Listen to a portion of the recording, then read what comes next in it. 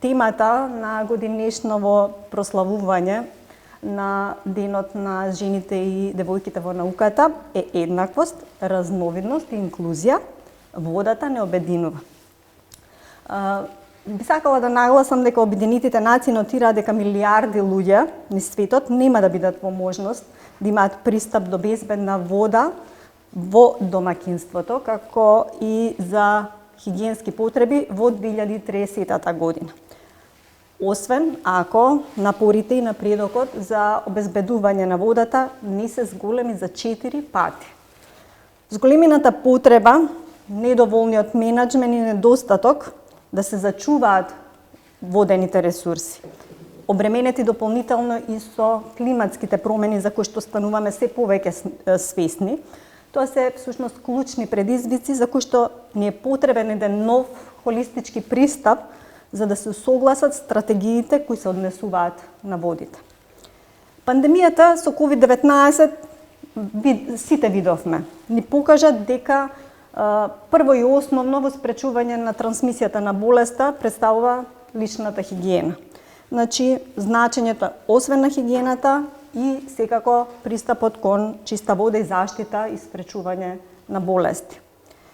Иако и за време на пандемијата, миењето на рацете и одржувањето на хигиената како заштитни мерки беа нагласувани постојано, сепак мора да бидеме свесни дека голем дел од луѓето на вистина, дури милиарди, нема пристап до безбедна и чиста вода.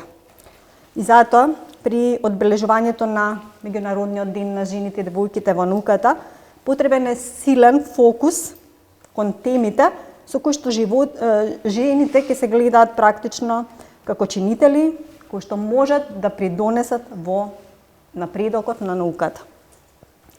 Подготвувајќи се за настанот, дојдов до информации кои што веќе верувам дека сите ние овде ги знаеме, меѓутоа за жал не се во полза на жените и девојките. Имено жените обично добиваат помали грантови за истражување во споредба со машките колеги. Иако жените се 33,3% од сите истражувачи, само 12% од членовите на националните научни академии се жени. Покрај недостигот на вештини во технолошките области кои се клучни за четвртата индустријска револуција, жените се само 28% од дипломираните инженери, а 40% од дипломираните студенти во компјутерски науки и информации. Жените истражувачи често пати имаат пократки и помалку платени кариери. Нивната работа не е доволно застапена во научните списанија и честопати се одминати кога станува збор за унапредување. Значи, ова се предизвиците со кои што сите ние се соочуваме.